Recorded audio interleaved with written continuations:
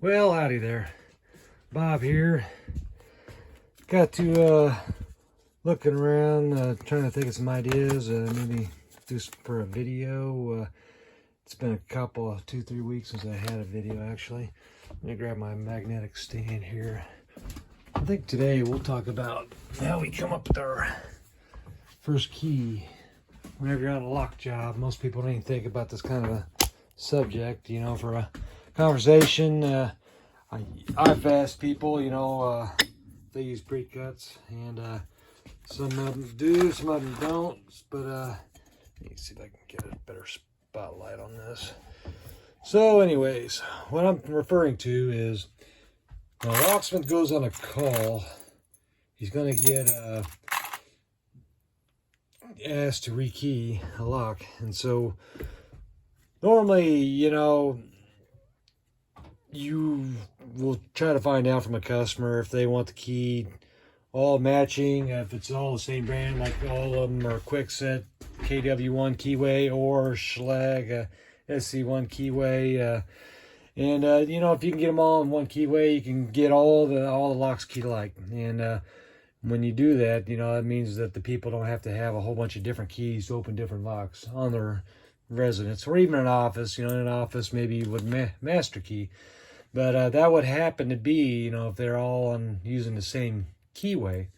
And so what would happen in my situation is they call me, they want it rekeyed completely. They don't want to, they don't have a clue how I do that. They just say, we want them all to be on one key. And so what I will do is I will determine, what the keyway depth is, or the keyway brand is, Schlage or Kwikset or any variation, and I would find out, figure out on my own, if I'm going to use an SC1 or KW1 key. And so what I would do, I would go out to my van, and I used to have this better organized. It's kind of got messed up now, but I used to keep SC1 Precuts and KW1 Precuts, and then miscellaneous. This is a spillover. This is, I got to clean it up actually. This is just where I through what was extra on someone's, whenever I rekey a house, they usually give me the old ones. And some of these were ones that I've kept and used. Anyways, it needs to be cleaned up. But you can buy what they call Precuts online. You can buy them on eBay. I mean, you got to figure, if you duplicate a key, I know my price would be $2.70. Not as cheap as big box store or Walmart or whatever, but it's what I charge, and I have no problem getting people to pay, and I do what I can to guarantee that it's going to work. And I use key checkers and sometimes calipers. I'll even audit my own keys. When on my own duplicators, I'll use the calipers and make sure that they're cutting the depths correctly. So what I do here is when I have say if I do a big rekey job and I got extra locks, say I supply 5 different, locks to a residence, I will key them all to one key, and then whatever's left over, the keys, I keep them. And so that's already been, it's a Precut, it's this here probably in particular was probably used on a knob or deadbolt that we never actually used because I rekeyed it to match one particular set of keys. And so if I have 5 deadbolts, what I will do, if they want them all keyed alike, I would get one deadbolt, or maybe 2 or 3 of them if they were keyed alike. I would try to help save the customer money by rekeying as little as possible, and so there's no charge. So if there's 5 deadbolts I need to rekey, and 1, 2, or 3 of them, say 2 or 3, they all match, then I will use those, and then they'll get the extra keys. Or any extras that don't get used, that don't match after I'm done rekeying, I keep. That's you call it a Precut, I call it spillover, leftover, whatever. But I have all kinds of them. I have them different, even master. I used to use a lot of master. This one here is a Kwikset. You can tell because it's milled on this side and this. Where, it'd be Schlage would be flat on this side. You can see the difference on that. But I can pretty much tell most locksmiths will know, the difference. quick set, schlag. And on the other side, they'll both be machined on these. But I'll have them, and they'll already have the bidding number. It tells me what to cut. And I keep these, and I always try to write down the number, and not necessarily do I identify where the location is, but so I never reuse it again. And so if I'm going through and I find, say, I want to use a schlag, I'll type it into my spreadsheet, that number, and if it doesn't come up as a match with anything I've already used, then I'll use this. So I try not to. You don't want to have multiple places using the same keys, the same keyway. Granted, I mean, in a city like where I'm in, 15, 20,000 people, chances are very, very, very, very slim that I would ever have a customer that would, his key would fit his door and then someone else's, that he would actually know and be able to run into. But it's very rare. But it's not unheard of. I mean, even as a locksmith, when I first started out, I remember taking some keys. I had a lock job, and I had a set of keys as a Precut. I don't remember what it was, but I'd already had it figured out what I was going to use. Went to the customer's house. I took all the locks off, and I actually know the guy. He's a real estate agent. I've done a few of his homes, but I've never had any of the extra keys left over. And so, strangely, I rekeyed it. And as I was going through, and I think I was on the last lock, and I think I had already rekeyed everything. And I was using the new keys to double check everything. It was good. And then I just for S&Gs, I thought I would go ahead and put in the old key that I read in it, just to see how, sloppy the lock was with a key that I assume may have been close, And, oh my gosh, the old key worked. And unbelievably, I had new keys, and they fit the same bidding as the old lock. I couldn't believe it. It's like, how did I not catch that? And I mean, when you talk to locksmiths, if they've been around long enough, it'll happen to them at least once in their career, or they will, they'll know someone that has done it. I actually couldn't believe that. I rekeyed a lock to a new key that actually had the same bidding as the old. And I wasn't paying any attention. I mean, you just wouldn't. You would just, pull everything apart with the old keys, toss them aside, get the new ones, put them in. I didn't even check the bidding because I was using new keys. I had no clue, but yeah, you wouldn't believe it. But anyways, it fit. I couldn't believe I had to rekey all of them. And I think I was only like 3 or 4 locks on that house. So, getting back to the original situation here, I have precuts, and I'll use, sometimes it's just a serial number, and I'll have to determine the bidding, and as locksmith, you learn to you can look and see what the bidding is on these. But most of these, I keep them on my KW1 side. Some of them are, 5 number, or 5 digit or 6 digit, which will tell you, it's a 5 pin, 6 pin. Almost all commercial will be 6 pin. Granted, sometimes they'll have 6 chambers, but only 5 of them are filled. And that's the other thing, when you look at that, I mean, that's such a strange bidding. I mean, I don't like it. 202160. I probably have skipped over this one because I just don't like that bidding. I like, a good solid up, down. It makes it harder to pick, harder to bump. You want something a little bit more peaks and valleys. But you also, you can come up with your own. All you got to do is, what they call max adjacent cut specifications. And I'm trying not to move my phone too much, but with each of these, you can look through, and they will tell you usually, what the max would be. A lot of times they will. I don't know if this is going to, but like certain keyways, you would only have your cut can't have more than 7 depths between the top cut and the bottom cut. Some of them maybe 4. Depends on. Usually it's going to depend on how the spacing in between. How much you can have, because if you go too deep on a cut, it will totally eat into the cut next to it, and so. Like this, that's the max. That's the most you want to do. And so that's 6 in between on that. And you would know, I think, some of them 7, some of them maybe 4. Depends on the space in between.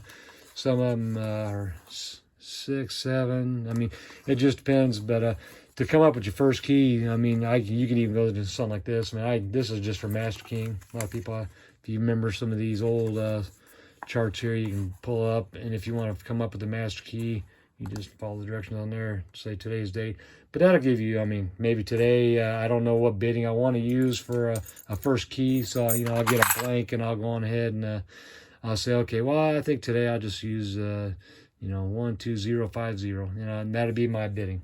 I'll use whatever max is required for this, which, I'll use the quick set card or the spacing block in my frame, and that will determine, what's going to work for that. But this here is actually, it's pretty clean. Most of these, I think they've gotten rid of the what I call the naughty cuts, the ones that you shouldn't have next to each other, or they don't work in the system. And then actually this one here is for if you want to do a master key system. There's 15 change keys, 24 and 56 change keys. You just slide it up. It's a pretty neat little deal, you can do for that. But anyways, if you have weird keyways that you don't see that much of, I mean, I keep all my old buckets, I've actually kind of scrubbed down some of these, so you can pull any one of these out and, just determine, that there's a code. I can figure out, I can actually measure, figure out the depth of space. So I happen to go through all the, looking up the codes, but that may be your first key. Maybe that would be the first key you'll want to use on a lock. So if you go down to a Wiser, and that's, you got a Wiser knob and you only have, you don't really know what you want to make for your first key. Well, here's one right here. I mean, it's probably never gonna, you'll probably never find this anywhere else in this whole community, for this same bidding. I mean, this Wisers don't hardly ever even get used in my area. But some of these I've collected, some of them people give them to me, but I could use this and it would be fine. They would never cross paths, with whoever might have had a key to fit that, or just determine what the bidding is and use that as your first key. But that's pretty much what I want to talk about. You can there's a old Harley Davidson plant right there. I got probably a few of them. Here's some old Nationals. I don't know where they came out of, but I got these from a job. It's even got some of the code on there, 915, 815. But some of them have a serial number, some of them have the bidding. Direct cut. That's your direct cut right there. Some of them they have a number that doesn't mean anything. But you can look up some of these in your code software, and that'll give you what that depth is.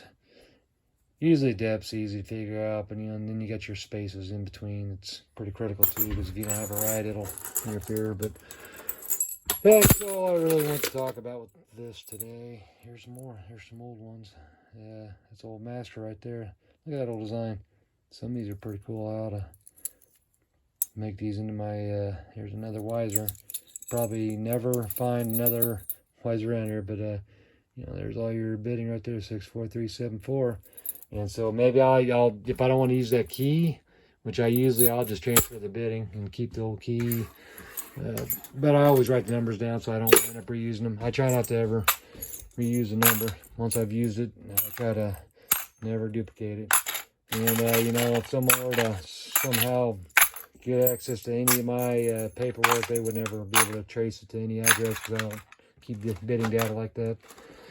So occasionally I will tell a customer, if they want the number, I'll give it to them on a receipt, but I'm very careful to make sure I don't give any other identifier, like a keyway or anything else, that someone could use for nefarious reasons. But yeah, I think if you see one of my other videos, that's what I did with some of my old antique keys.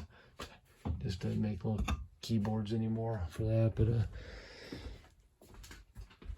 anyways, that's really all I want to talk about today. And I just kind of looked on YouTube, and I thought, well, what kind of subjects can I find that there's hardly any information out about? And everyone talks about rekeys, picking locks, all the different things.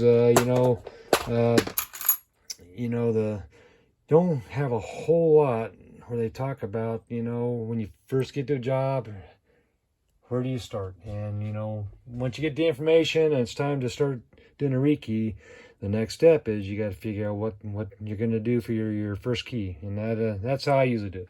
Precuts, you know, you can buy online, or usually factory leftovers. They got the stamping in them. Sometimes they're left over from a previous project where it was just an unused key and everything got rekeyed to something else. Sometimes I've seen people where they might take a key, and even though it says serial numbers there, they may go ahead and cut down two extra depths, you know, there and there, just to be able to reuse an old set of keys they had that never been used, but but they still had the key for. So most important thing is make sure your customer is properly secure. By all means, you know, do whatever you got to do to make sure you protect the integrity of the locking system. So with that, I'll get off here. I didn't want to ramble on too much on this boring subject. If you get into locksmithing, that'll be something you'll have to figure out. And so there's some of the ideas I have, you know, and then it's something I kind of figured out on my own. And a whole lot of locksmiths, they don't really talk about a lot of that stuff. So anyways, good luck. If you have any ideas you want to see videos on, anything else you want to see how some of us do it, let me know. By the way, I don't know if I've covered this before. I have 3 buckets, and I usually will set this up as a ward. That's what I would call a left ward, because the flat right here is on this side. People can order it however they want. Really, the ward would be on the right side, but I just did it this way. So everything with the left ward be on this side. Everything with the right ward is in this bucket here. See how it's flat on this side? So when you go in, look at the right ward. In the center, like a quick set, would be a center ward. Or, you know, 2 key side. Wouldn't normally do these, but I throw them. That's how I keep them. So if I ever want to find a quick set key, you know, say an old Precut or whatever, I'll look in the center.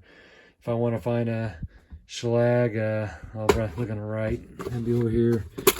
And then, you know, wiser, I'll be on this side. So with that, I'll go ahead and shut up. Good talking to y'all. Bye-bye.